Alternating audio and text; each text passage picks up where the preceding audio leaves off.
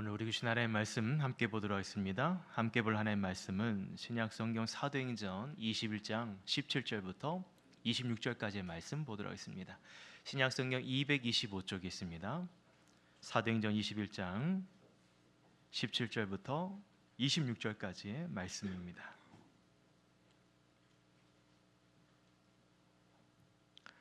다 찾았으면 저와 여러분이 한 절씩 하나님의 말씀 교독하도록 하겠습니다. 17절입니다. 예루살렘에 이르니 형제들이 우리를 가까이 영접하거늘 그 이튿날 바울이 우리와 함께 야고보로 들어가니 장로들도 다 있더라. 바울이 무난하고 하나님이 자기의 사역으로 말미암아 이방 가운데서 행하신 일을 낱낱이 말하니 그들이 듣고 하나님께 영광을 돌리고 바울도 이르되 형제여 그대도 보는 바에 유대인 중에 믿는 자의 수만 명이 있으니 다 율법의 열성을 가진 자라. 내가 이방에 있는 모든 유대인들을 가르치되 모세를 배반하고 아들들에게 할례를 행하지 말고 또 간습을 지키지 말라 한다 함을 그들이 들었도다. 그러면 어찌할꼬 그들이 필연 그대가 온 곳을 들으리니 우리가 말하는 이대로 하라. 서원한 네 사람이 우리에게 있으니 그들을 데리고 함께 결례를 행하고 그들을 위하여 비용을 내어 머리를 깎게 하라. 그러면 모든 사람이 그에 대하여 들은 것이 사실이 아니고 그대도 율법을 지켜 행하는 줄로 알 것이니라. 주를 믿는 이방인에게는 우리가 우상의 제물과 피와 목매어 죽인 것과 음행을 피한 것을 결의하고 편지하였느니라 하니 바울이 그 사람을 데리고 이튿날 그들과 함께 결례를 행하고 성전에 들어가서 각 사람 위하여 제사를 드릴 때까지의 결례 기간이 만기된 것을 신고하니라. 아멘. 할렐루야. 한 주간도 평안하셨습니까? 우리 한번 앞뒤 좌우에 계신 분께 반갑게 인사하도록 하겠습니다. 잘 오셨습니다. 반갑습니다. 한번 인사하겠습니다. 잘 오셨습니다. 반갑습니다. 한 번 더 이렇게 인사할까요? 예수 그리스도를 닮아갑시다. 한번 인사합시다. 예수 그리스도를 닮아갑시다. 사랑하는 여러분, 예수 그리스도를 날마다 닮아갈 수 있는 우리 모든 서가함께 성도님 되기를 축복드립니다. 아멘. 오늘은 맥주 감사 주일로 또 성찬식으로 진행이 됩니다. 특별히 오늘 모든 또 이 예식 가운데 하나님께서 특별한 또 은혜를 주실 줄 믿습니다. 지난주 저 여러분이 살펴본 말씀은 주의 뜻대로 이루어지는 삶이라는 제목으로 하나님의 말씀 함께 살펴보았습니다. 주의 뜻대로 이루어지는 삶. 여러분, 주의 뜻대로 이루어지는 삶을 살아가는 사도 바울을 우리는 살펴봤습니다. 주의 뜻대로 이루어진 삶의 모습을 사도 바울을 통해 살펴보니 어떤 아무런 문제 없이 순탄하고 순적한 삶만 연출되는 것은 아니라는 것을 살펴보았습니다. 만나는 사람들마다 사도 바울에게 예루살렘으로 내려가지 마십시오. 두로에서도 만난 제자들도 그렇고 또 가이사랴에서 만난 아가보 선자의 말도 그렇죠. 예루살렘으로 내려가게 되면 결박당할 것이다. 또 유대인들에게 끌려갈 것이다 라고 이야기를 듣게 됩니다. 여러분, 그럼에도 사도 바울이 내린 결단이 뭐였어요? 사도 바울은 그럼에도 나는 예수 그리스도를 위해서 결박당하겠다. 그리고 나는 예루살렘에서 죽을 것도 각오했다라는 것을 말하고 있지 않습니까? 그러니 나를 위해 울지 말아라. 내 마음을 상하게 하지 말아라 라고 사도 바울이 이야기를 합니다. 그렇기 때문에 여러분, 사도 바울에게 있어서 중요한 것은 예루살렘에 내려가느냐 내려가지 않느냐가 아니라 주의 뜻을 따라가는 삶을 살아가고 있는가 그렇지 않은가, 이것이 중요했던 것입니다. 예루살렘에 내려가는 것이 주의 뜻이라면 그는 예루살렘에 기꺼이 나가겠다라는 것을 말하고 있습니다. 지난주에 주일날 이 설교를 전하면서 우리 어떤 꼬마 이야기 예화를 드렸잖아요. 어떤 꼬마가 우리 교회 앞을 지나면서 엄마, 서강교회 목사님도 좋은 목사님이야? 라는 질문했다고 그랬잖아요. 여러분, 서강교회 목사님도 좋은 목사님이야? 또는 서강교회는 좋은 교회야? 또는 서강교회 다니는 성도들은 좋은 성도들이야? 여러분, 이러한 질문 앞에 우리가 이 질문의 의미를 무엇인가? 교회가 좋은 교회인가 그렇지 않은 건가? 라는 이것을 우리가 깊게 고민하기보다는 먼저는 서강교회는 주의 뜻대로 살아가고 있는 교회인가? 서강교회는 예수님처럼 온전한 성도로서 예수 그리스도를 닮아가고 있는 교회인가? 이게 여러분 중요하다는 것이죠. 다시 말해 주의 뜻을 이루는 교회인가? 여러분 이 기준이 더 중요하다는 거죠. 왜냐하면 그렇게 주의 뜻을 이루고 살아가고 있다면 여러분 그 교회는 어떤 교회겠어요? 이미 좋은 교회인 줄 믿습니다. 믿으십니까? 이미 좋은 교회가 되는 거죠. 주의 뜻을 이루고 살고 있으면, 주님이 기뻐하시는 일들을 행하고 있으면 그것은 이미 하나님 기뻐하시는 교회가 되는 줄 믿습니다. 여러분 예수님께서 겟세마네 동산에서 기도하실 때 어떻게 기도하셨다고 말씀드렸습니까? 내 원대로 마옵시고 아버지의 원대로 되기를 원하이다. 내 원대로 마옵시고 주의 뜻대로 되기를 원하나이다. 이것이 예수님의 기도이지 않았습니까? 사랑하는 여러분, 주의 뜻대로 이루어지는 삶이 되기를 축복드립니다. 주의 뜻대로 살아가시길 축복드립니다. 하나님 아버지께서 여러분의 삶을 통해 원하시는 삶으로 살아가면 여러분은 좋은 성도요, 훌륭한 성도가 되는 줄 믿습니다.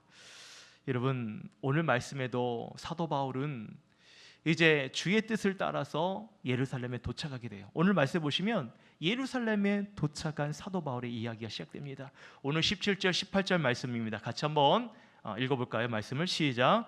예루살렘에 이르니 형제들이 우리를 기꺼이 영접하거늘 그 이튿날 바울이 우리와 함께 야고보에게로 들어가니 장로들도 다 있더라. 여러분 사도 바울이 예루살렘에 도착했어요. 형제들의 환영을 받습니다. 그리고 야고보와 장로들도 같이 만나게 됩니다. 여러분 여기서 성경에 나오는 야고보는 누굴까요? 야고보, 예수님의 제자인 야고보입니까? 예수의 형제인 야고보일까요? 예, 그렇죠. 바로 예수의 친형제인 야고보입니다. 이 내용에 대해서 사도행전 15장에 보시면 그때도 베드로와 이 야고보가 함께 등장하게 되는데, 지금은 이 야고보가 베드로를 대신해서 예루살렘 교회의 중요한 역할을 지금 맡고 있습니다. 여러분 생각해보면 참 멋지지 않아요? 예수님께서 승천하시고 안 계시지만 예수님의 그 친형제 야고보는 이 땅에 남아있는 거예요. 그리고 예수님을 대신해서 지상교회를 섬기고 있습니다. 여러분 이 모습은 우리에게도 큰 도전을 주고 있어요. 여러분이 섬기는 교회 모든 일들도 야고보처럼 지금 여러분이 섬기는 일들이 무엇과 관련된 일들이에요? 예수님을 위해서 섬기는 일이라는 것입니다. 여러분이 섬기는 일들이 바로 예수님을 대신하여 섬기는 야고보처럼 여러분이 섬기는 이 일들도 주를 위해 섬기는 일이라는 것을 기억했으면 좋을 것 같아요.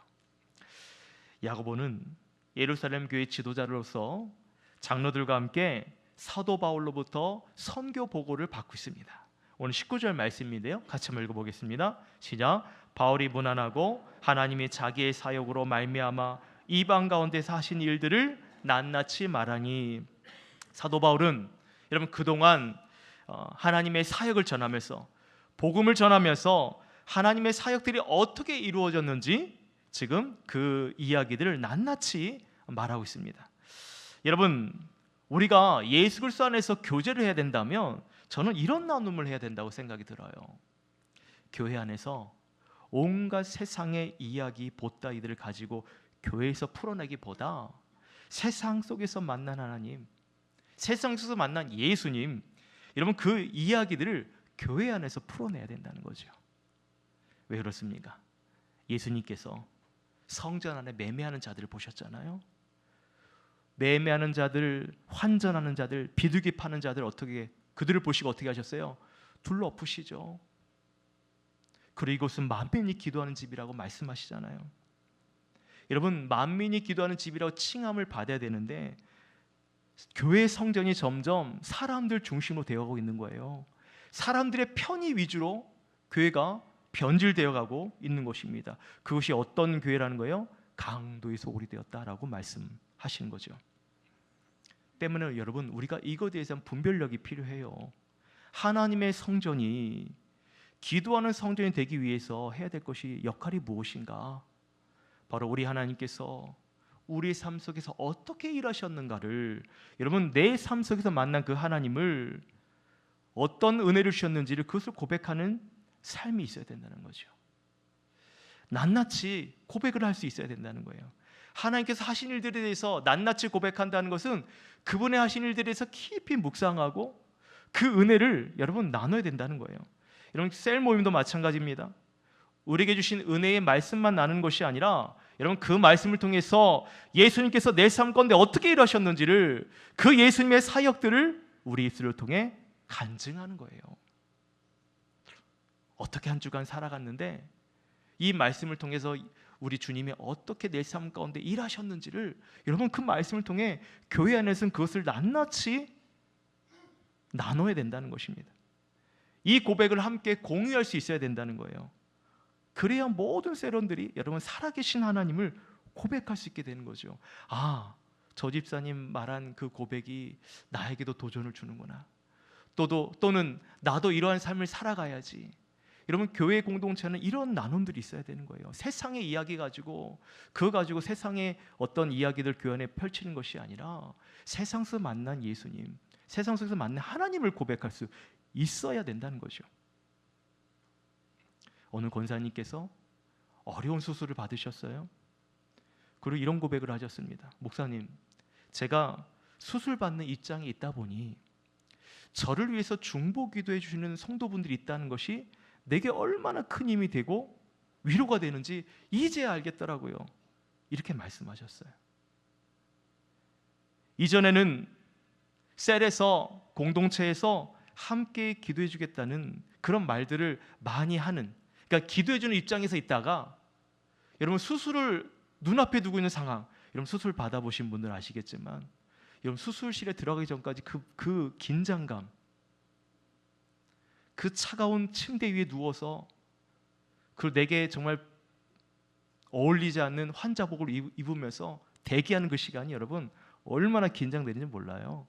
근데 그 시간에 나를 위해서 기도해주는 누군가가 있다는 거, 나를 위해서 지금도 기도해주는 내 동역자들이 있다는 거, 성도들이 있다는 것이 얼마나 큰 힘이 되는지 모릅니다. 그리고 우리는 그분을 위해서 새벽에도 수요기도에도 기도를 함께 하잖아요. 우리는 잘 모를 수 있지만 여러분의 기도가 여러분 그 영혼에게 얼마나 큰 위로가 되고 힘이 되는지, 여러분 그분의 그 고백을 통해서 우리는 하나님의 일하심을 듣게 되는 거예요. 우리의 기도가 결코 헛되지 않았구나. 이 순간에도 기도하는 우리의 기도가 하나님께 상달되어서 그분에게 하나님의 위로하심으로 역사하시는구나. 이 고백이 있어야 된다는 거예요, 교회 안에. 여러분 이런 고백들이 교회 안에 어떻게 해요? 낱낱이 소상하게. 여러분 그러면 교회가 어떻게 되겠습니까? 교회는 만민이 기도하는 교회가 될 줄 믿습니다. 모든 성도들이 하나님을 찾고 모든 성도들이 뜨겁게 하나님께 기도하는 그런 살아있는 교회, 건강한 교회가 될 줄 믿습니다. 여러분 일주일에 한 번씩만 나오지 마시고 매주 나오세요. 매일 나오세요. 수요일 날도 예배 있고요, 금요일 날도 셀 예배가 있고요, 새벽에도 매일 예배가 있습니다. 나오세요.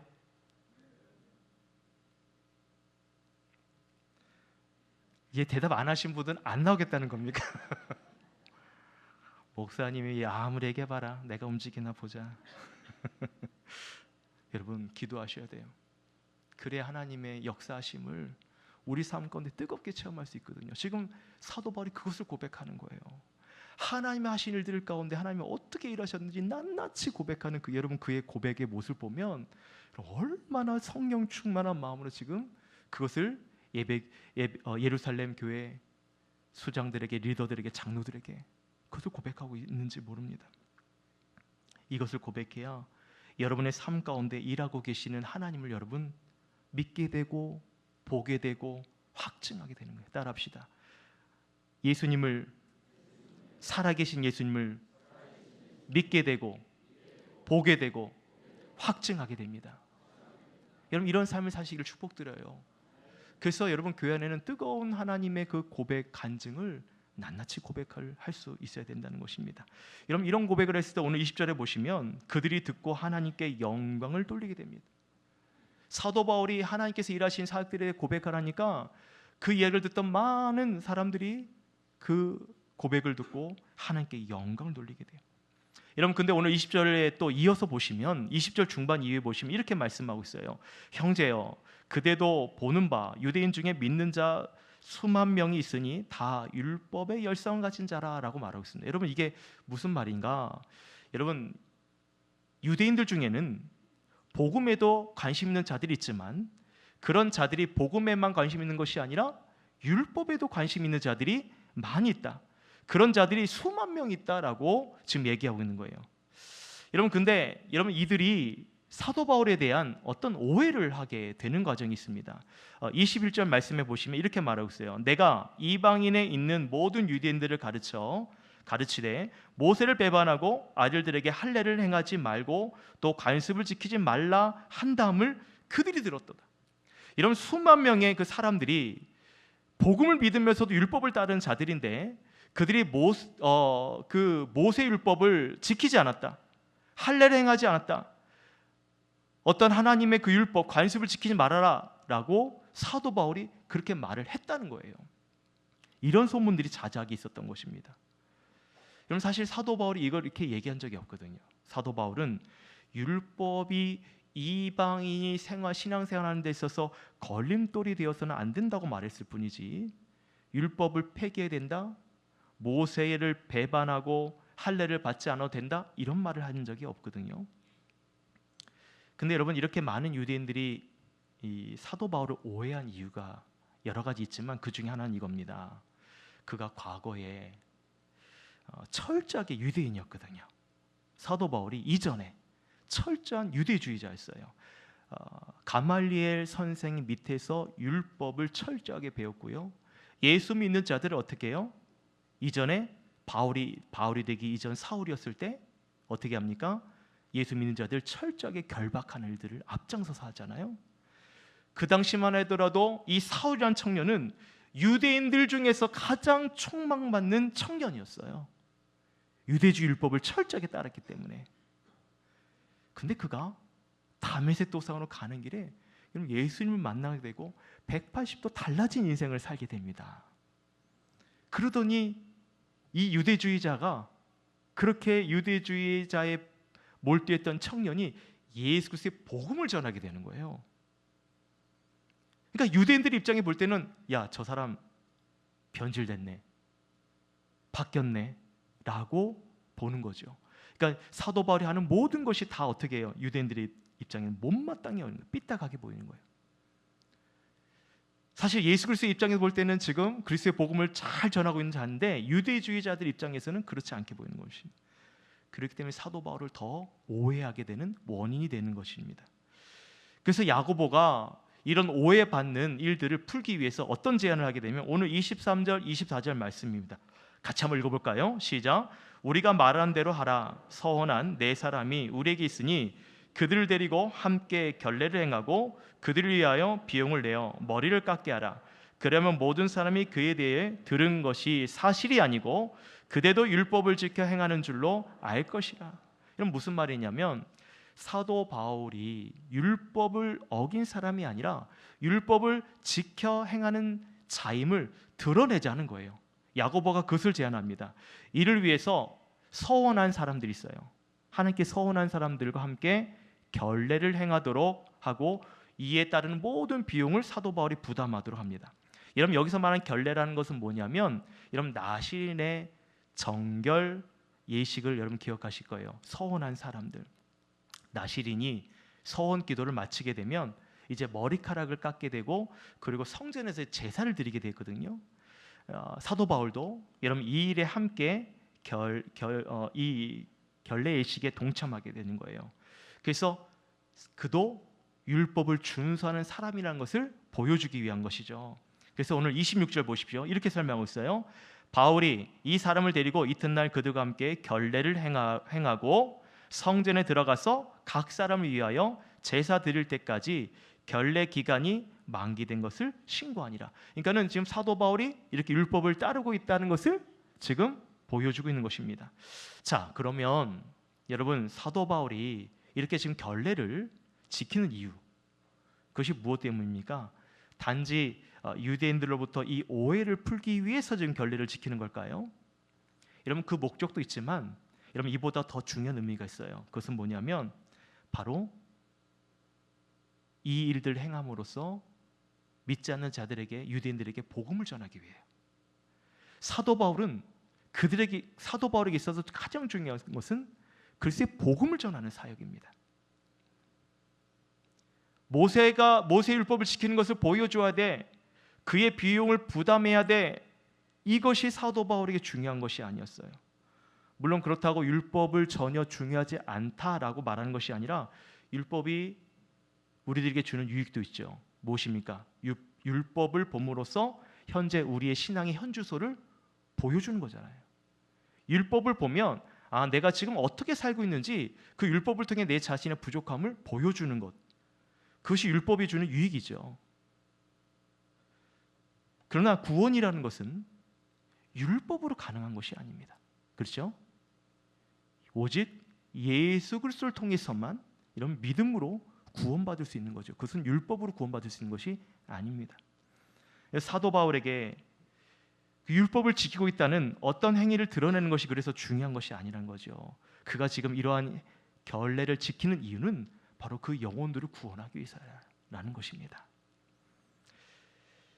여러분, 그래서 사도 바울이 평소에 이렇게 말하는 것이 있어요. 나로 인해서 시험당하는 형제들이 없도록 나는 그것을 행하겠다는 것이요. 예를 들어 고린도 전서 8장 12절 13절 말씀에 이렇게 말하고 있어요. 같이 한번 읽어볼까요? 시작. 이같이 너희가 형제에게 죄를 지어 그 약한 양심을 상하게 하는 것이 곧 그리스도에게 죄를 짓는 것이니라. 그러므로 만일 형제를 실족하게 한다면 나는 영원히 고기를 먹지 아니하며 내 형제를 실족하지 않게 하리라. 여러분, 이 말씀이 뭐냐면 사도 바울이 우상 제물에 관하여 먹는 것에 관한 말씀을 전하면서 하는 얘기예요. 바울이 여러분 우상 제물의 음식을 먹었다고 해서 하나님 앞에 나아가지 못하는 것이 아니라는 것입니다. 그런데 나의 이런 행동, 우상 제물에 바쳐진 음식을 먹는 이 행동이 믿음이 연약한 자들에게는 시험이 들거나 그것이 넘어진다면 조심해야 된다는 거죠. 예를 들어 나는 고기를 먹을 수 있는 자유가 있어요. 그런데 내 형제가 나 때문에 고기 먹는 것 때문에 실족을 하는 것이 있다면 나는 고기를 먹지 않겠다는 것이요. 그 형제를 위해서. 나는 포도주를 마실 수 있는 자유가 있지만 내 형제가 그것 때문에 실족하게 된다면 나는 포도주를 마시지 않겠다는 것입니다. 왜 그렇습니까? 나로 인해서 그 약한 양심을 가지고 있는 형제의 마음을 상하게 하는 것이 바로 그리스도께 죄를 짓는 일이기 때문에 라고 사도 바울은 얘기하고 있는 것입니다. 그래서 여러분, 이 관점에서 사도 바울을 본다면 지금 행하는 사도 바울의 모든 일들은 뭐냐면 율법을 따르지 않겠다는 오해로 인해서 실족한 유대인들, 그들을 위해서 지금 이 결례를 행하고 있는 거예요. 모세 율법을 따르고 있다는 것입니다. 그래서 여러분 오늘 26절에 보시면 후반절에 이렇게 말하고 있어요. 결례 기간이 만기된 것을 신고하니라 라는 말씀과 27절 초반에 시작되는 말씀이 그 이래가 거의 참회라고 말하고 있죠. 이 의미가 뭐냐면 사도 바울이 지금 그 모세 율법의 요구대로 이 모든 것을 예식을 지켰다는 걸 말하고 있습니다. 여러분, 그렇게 사도 바울은 이 결례를 다 따르고 율법을 따르고 이제 마지막 오늘 본문에 보시면 성전에서 제사를 드리는 과정만 남았거든요. 근데 성전에 제사를 드리고 있을 때였어요. 어떤 일이 생기게 됐냐면 오늘 27절에 보십시오. 27절에 보시면 그 이래가 거의 참에 아시아로부터 온 유대인들이 성전에서 바울을 보고 모든 무리를 충동하여 그를 붙들고 라고 말하고 있어요. 어떤 일이 또 발생하게 되냐면 아시아에서부터 온 유대인들이요, 이 사도 바울을 보고 사람들을 막 충동해서 그를 붙잡게 됩니다. 사도 바울을 붙잡아요. 왜 그런가 했더니 오늘 28절에 그 이유에 대해서 설명합니다. 28절 말씀 같이 한번 읽어볼까요? 시작. 외치되 이스라엘 사람들아 도우라. 이 사람은 각처에서 우리 백성과 율법과 이곳을 비방하여 모든 사람을 가르치는 그 자인데 또 헬라인을 데리고 성전에 들어가서 이 거룩한 것을 더럽혔다니. 지금 어떤 내용이냐면 또 사도 바울을 또 오해하는 거예요. 이 아시아에서 온 유대인들이 사도 바울이 이방인 헬라인 사람을 데리고 성전에 들어간다라는 거죠. 그래서 이 거룩한 성전을 지금 더럽힌다고 지금 그들이 오해를 하고 있는 것입니다. 그래서 사도 바울을 지금 무리들을 선동해서 붙잡는 거예요. 여러분, 이러한 오해를 당하게 되고 다시 한번 오늘 말씀에 보시면 30절을 보면 이 일 때문에 온 성이 또 요란케 됩니다. 사도 바울이 있는 곳마다 여러분 막 요란케 되는 일들이 많이 있죠. 오늘 말씀 30절에도 보시면 온 성이 소동케 되는 일. 그리고 사도 바울이 어떻게 됐냐면 백성들이 그를 잡아서 성전 밖으로 내던지게 돼요. 내처짐을 당하게 됩니다. 그리고 성문이 오늘 말씀 보시면 성문이 닫히더라라고 말하고 있어요. 여러분, 이 장면 한번 좀 우리가 묵상을 했으면 좋을 것 같아요. 사도 바울이 지금 문 밖에 쫓겨났어요. 여기서 문 밖에서 쫓겨났다는 것은 지금 성전에 있는 문을 말하는데 아마 외곽에 있는 성전 외벽에 있는 그 문을 말하는 것입니다. 여러분, 외벽에 있는 문이니까 아마 문이 굉장히 컸을 거예요. 왜냐하면 여러 사람들이 이 문을 열고 닫을 정도였으니까. 근데 여러분, 사도 바울이 이 무리들로부터 이제 제사를 드리고 율법을 따르는 예식을 마치면 되는 일인데 그것을 마치기도 전에 다른 유대인들로부터 모함을 받고 쫓겨남을 당하게 되고 그 문이 닫혔을 때, 여러분 큰 문이 닫혔을 때 어떻게 닫힐까요? 쿵 하고 닫히겠죠. 완전히 내쫓김을 당한 사도 바울. 여러분 이때 그 마음이 어땠을까?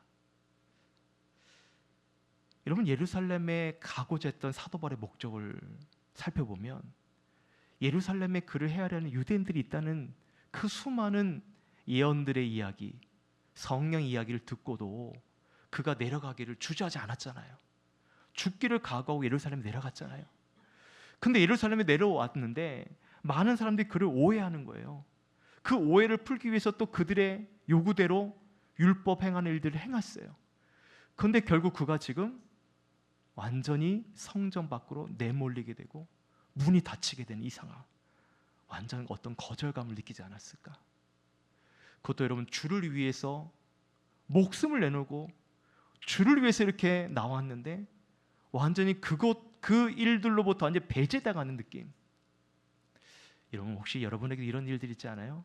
주를 위해서 내가 열심히 신앙생활하고 주를 위해서 열심히 봉사하고 정말 주를 위해서 열정을 다했는데 이 공동체 안에서 버림받았다는 느낌을 받았을 때, 쫓겨남의 버림을 받았을 때, 이럴 때 그 마음이 어떻겠습니까? 교회 문이 닫혀지고 교회 안에 발을 못 붙이게 그런 일들이 있을 때에 여러분 그것을 당한 사람의 마음은 어떨까요? 사도 바울이 지금 그런 일을 당하고 있지 않습니까? 이방인을 데리고 이 거룩한 성전에 들어왔다고 오해를 받고 무리들로부터 성 밖으로 내침을 당하게 되는 일들. 여러분 2019년에 중국 우한 지역에 코로나가 발생하게 되죠. 그리고 그 코로나는 전 세계적으로 팬데믹으로 유행하게 됩니다. 그리고 코로나 확진자가 무섭게 막 발생되었습니다. 그때 여러분 한국의 한국교회는요 이 코로나 확진의 주요 대상으로 오해를 받았어요. 한국교회는 코로나의 온상이다. 뉴스 매체에서 언론에서 막 교회를 막 비난을 하죠.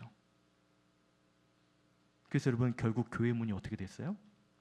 닫혀지게 됩니다. 주일에도 현장에서 예배드릴 수 없는 그런 초유의 사태가 발생된 거예요. 여러분, 전쟁 때도 교회 문을 닫은 적이 없는데 코로나 때문에 교회 문을 닫혀진 일들이 역사상 처음 있는 일일 만큼. 그래서 많은 사람들이 이제 한국 교회는 더 이상 회복하기 어렵게 되었다. 언제 현장 예배가 복구될지 모르니 이 교회에 이제는 이 암흑 시대가 도래했다. 또는 이대로 한국 교회는 주저하게 될 것이다 라는 이야기들이 많이 나왔어요. 우리 교회는 어땠습니까? 우리 교회도 코로나와 더불어서 참 어려운 일들이 많이 있지 않았습니까? 주일날 이곳에 예배 드리잖아요. 예배를 드려도 냉랭함이 있었어요. 이곳에 예배 드리는 성도들보다 빈자들이 더 많았습니다. 심지어는 현장 예배의 문도 닫혀져 있지만 사람들의 마음의 문도 닫혀 있었죠. 근데 사랑하는 여러분, 하나님께서 어떻게 일하셨나요? 그 코로나 기간에 닫혀있는 한국 교회들을 하나님께서 어떻게 일하셨어요? 뭐라고 설명할 수 없는 하나님의 놀라운 회복력과 은혜가 흐르는 그런 현장이 되지 않았습니까?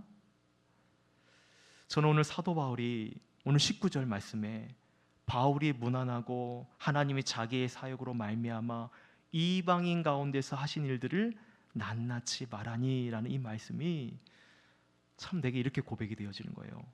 하나님께서 행하시는 놀라운 사역들이 있다는 것입니다. 믿으십니까? 그 사역이 유대인뿐만 아니라 이방인 가운데서도 하나님의 그 놀라운 당신의 사역을 이루어 주신다는 것을 고백을 합니다. 사도 바울은 그 놀라운 하나님의 일하심을 어떻게 해요? 낱낱이 고백하고 있어요. 우리 눈에는 지금 성 밖에서 쫓겨난 것 같고 문이 굳게 닫혀 있는 현장이 있는 것 같고 이 상황에서도 하나님께서 어떻게 과연 일하실 수 있을까? 라는 불안한 마음과 그 불안한 심령 가운데서 하나님은 그 모든 불안한 마음들을 떨쳐보내고 하나님의 교회를, 여러분, 하나님의 교회 될 수 있도록 은혜를 베풀어 주셨다는 것입니다. 할렐루야. 이것이 하나님께서 이루신 당신의 역사심이에요. 믿으십니까? 하나님의 자기의 사역으로 말미암아, 하나님께서 자기의 사역으로 말미암아 이방인 가운데서 하신 일들을 여러분 우리에게도, 오늘 이 시대에 살고 있는 우리들에게도 보여주셨다는 것입니다. 할렐루야. 2주 전에 우리 교회 권사님 한 분께서 급하게 연락을 주셨어요. 목사님,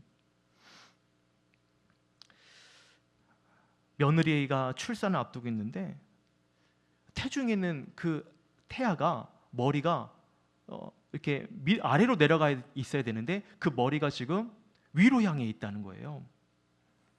그리고 지금 조상기도 있고, 그리고 태아의 몸무게가 이제 미달인데, 근데 이대로 지금 출산하게 되면 태아의 생명이 위험한 그런 상황이었던 거예요. 그래서 권사님께서 예배를 마치고 댁으로 가시다가 발걸음을 옮기셨어요. 왜냐하면 안 되겠다, 기도해야 되겠다는 마음을 주셔서, 그래서 교회를 떠나 집으로 가다가 발걸음을 다시 교회로 옮기셨어요. 그리고 기도 부탁을 해주신 거예요. 그래서 함께 기도를 했습니다. 산모와 아기를 위해서, 그리고 아기가 한 주라도 더 버틸 수 있도록, 한 주라도 더 버틸 수 있도록, 그래야 출산을 하더라도 아이가 견딜 수 있는 힘이 있거든요. 그리고 제자리로 돌아갈 수 있도록 그렇게 기도를 했는데, 여러분, 한 주가 무사하게 지나갔어요. 그리고 그 주에 이 아기의 아빠가 예배 들어왔어요, 우리 교회에. 그래서 같이 또 예배 마치고 기도를 했습니다. 산모가 어떤지, 어떤 상황인지. 감사하게도 한 주가 지나고, 또 그 다음에 또 그렇게 같이 기도하고 2주가 지나고, 그 다음 그 지난주 수요일 날 목사님 2.8kg 예쁜 공주가 나왔습니다, 출산했습니다라는 소식을 듣게 되었어요. 제가 이 이야기를 들으면서 우리 권사님과 통화를 했어요. 뭐라고 얘기했냐면, 권사님, 하나님 살아계십니다. 하나님 살아계신다고요. 우리 힘으로 어떻게 할 수 없는 이 영역을 그래도 그 순간 하나님께서 마음을 주시고 기도하게 하시고, 그래서 그 생명을, 핏덩어리를 정말 안전하게 이 세상 밖으로 나올 수 있도록 한 주가 넘는 시간들을 하나님께서 지켜주시고, 또 태아의 그 방향도 하나님께서 은혜로 인도해 주셔서 정말 건강에 출산하는 과정으로 인도해 주셨다는 것이, 하나님 살아계시지 않고서는 이렇게 일하실 수 있을까라는 것을 함께 나눴어요. 사랑하는 여러분, 하나님이 어떤 분이시냐? 오늘 사도 바울의 고백처럼 하나님께서 자기의 사역을 이방인 가운데서도 어떻게 해요? 드러내신다는 거예요. 하나님께서 당신의 사역을, 여러분, 우리의 모든 삶 속에서 그 역사를 이루어 주시는 분이 우리 하나님이라는 사실을 여러분 믿으시길 주님을 축복드립니다. 여러분, 지금 혹여나 여러분의 인생이 어떤 커다란 문이 굳게 닫혀져 있는 채 여러분 내몰린 상황 가운데 있을지라도 좌절하거나 낙심하지 마십시오. 왜냐하면 하나님은 지금도 당신의 백성을 위해서 일하시기 때문입니다. 여러분 믿으시죠? 그래서 우리가 해야 할 일은 뭡니까? 그 하나님의 역사하심에 대한 우리 할 일은 뭐예요?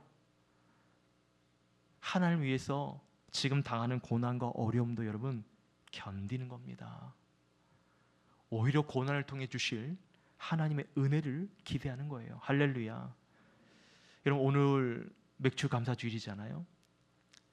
첫 열매를 주신 하나님께 감사는 그 절기를 지키는 건데, 여러분 보리가 추수되기까지 여러분 견디기 힘든 시기들을 잘 견디고 인내함으로 결실을 맺는 것처럼, 여러분 그리스도인도 여러분 맥주절 감사주의를 보내는 그 근간은 이 고난을 통해 우리를 성장케 하시고, 고난을 통해 우리를 성숙케 하시고, 이 고난의 과정을 통해서 하나님의 살아계심을 보여주신 거예요. 할렐루야.